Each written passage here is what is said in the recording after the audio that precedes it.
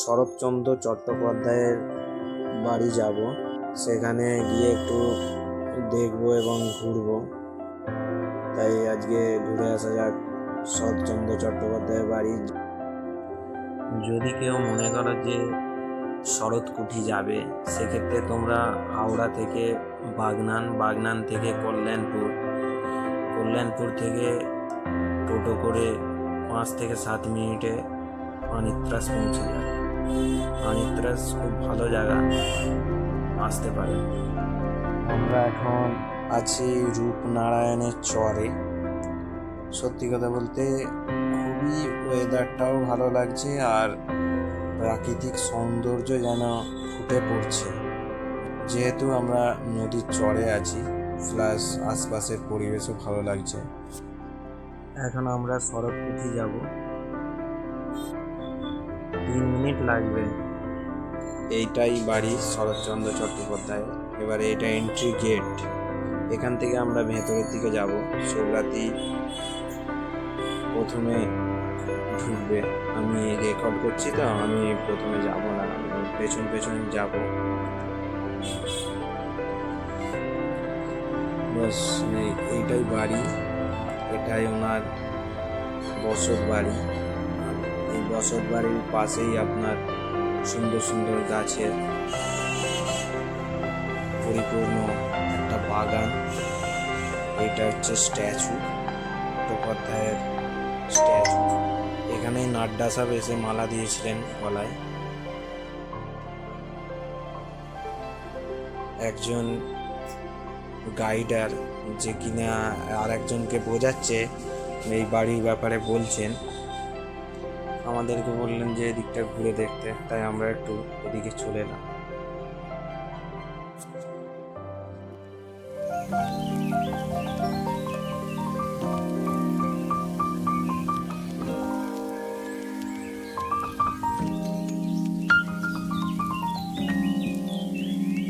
এখানে ঘুম পেয়ে যাচ্ছে, পরিবেশটা এত ভালো যেন হচ্ছে একটা ঘুম মেরে নিয়ে এখানে, মানে গাছপালা আছে, বহুত বড়িয়া। সৌরাতি, তোমার কেমন লেগেছে একটু বলে দাও। দারুণ লেগেছে, অনেকদিন পরে যেমন স্কুল ভাবটা আসছে।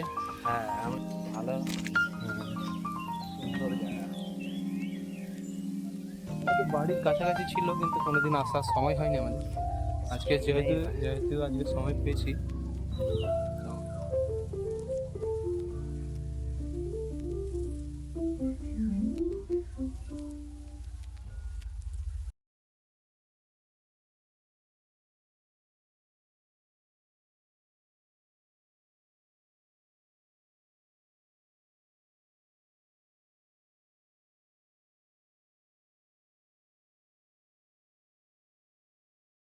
লিখতেন, ওটা লেখার ঘর। ওই যে চেয়ারটা রয়েছে, ওই চেয়ারটা বসতেন, ওই টেবিলে খাতা রাখতেন, সোজা জানালাটা খুলে যেতেন। তখন বাঁশঝাড় পাঁচিলটা ছিল, রঘুনারায়ণ নদী ক্ষেত দিয়ে বইত। ওনার লাঠিটা লক্ষ্য রাখুন, একদম কোণে রয়েছে।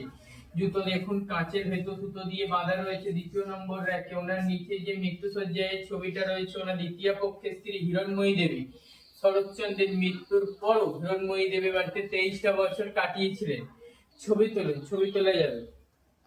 ওই লেখাটা তুলে নেবেন, কত থেকে কত বিপ্রদাস। ওই স্মৃতিসৌধটা যাবেন, দ্বিতীয় পক্ষ থেকে ওই কাঠটার কাছে যান, ভেতরে ওইটা বৈঠকখানার ঘর। ওখানে বসে সব বিপ্লবীদের মিটিং হতো। ডান দিকে একটা ঘড়ি চলছে, লক্ষ্য রাখুন, 100 বছর আগেকার ঘড়ি। একদিন দম দিলে 7 দিন চলবে। আলমারিতে যে বইগুলো রয়েছে, এটা 100 বছরের ঘড়ি। 100 বছর আগেকার ঘড়ি, একদিন দম দিলে 7 দিন চলবে। এই তো বেরোলো ঘড়ি 12টায়। আচ্ছা।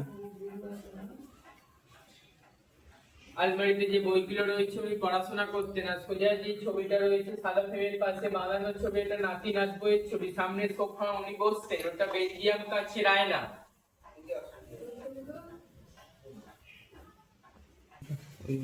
ওই সামনের জায়গাটা যান। এইটা, হ্যাঁ, এটা চরকা রয়েছে, লক্ষ্য রাখুন। চিকিৎসা করুন, বিনা পয়সায় গরিব দুঃখীদের নিয়ে বলে চিকিৎসা করতে। চরকা রয়েছে, লক্ষ্য রাখুন। হাওড়া জেলা কংগ্রেসের চেয়ারটা রয়েছে, উনি বসে চিকিৎসা করতেন। গরিব দুঃখীদের বিনা পয়সা নিয়ে বলে চিকিৎসা করতেন।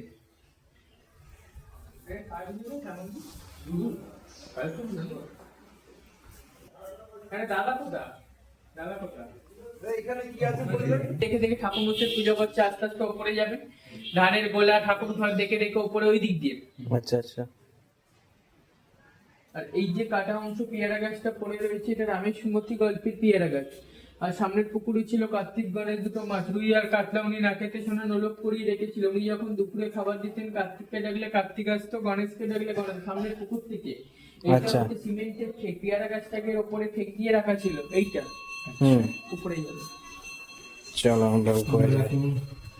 দেখে নাম পেলে উপরের বাড়িতে যাচ্ছি, সিঁড়িতে দেখতে পাচ্ছিস।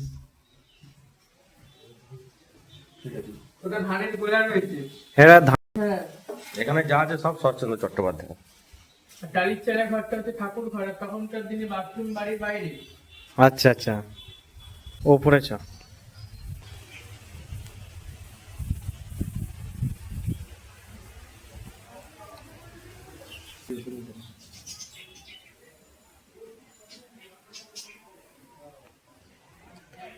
শুভরাত্রি খান, এটা কি আছে ভাই? এটা বেডরুম।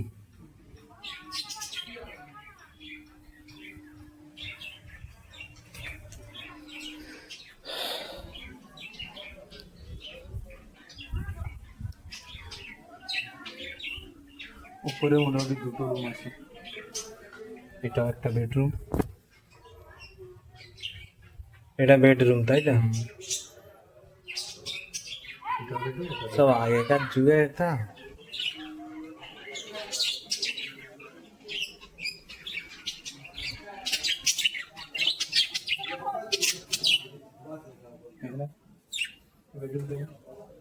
এই বুলবুল পাখির পাশা।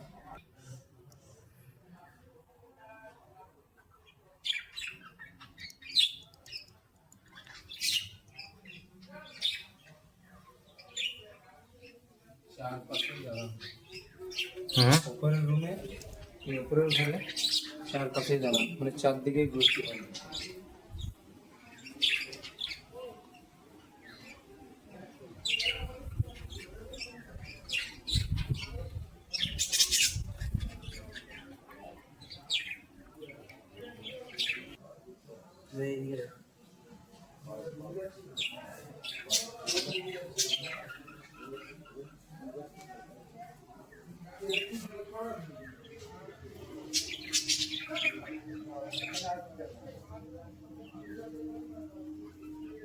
ভালো লাগছে সত্যি।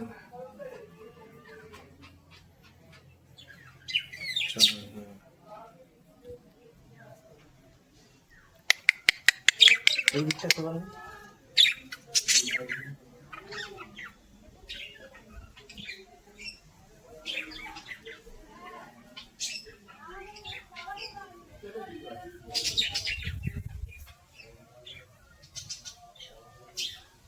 এখানে দেখতে পাচ্ছেন ঠাকুর ঘর, এটা ধানের গলা।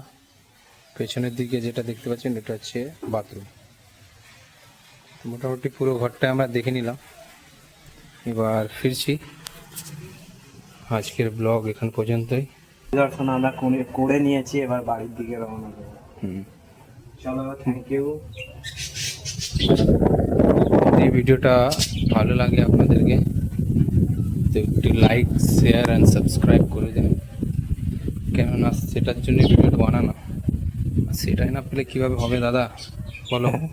ঠিক ঠিক ঠিক, তাই তো, একদমই। একটু একটু করে দাদা লাইক করে দিন, শেয়ার করে দিন আর সাবস্ক্রাইব করে দিন।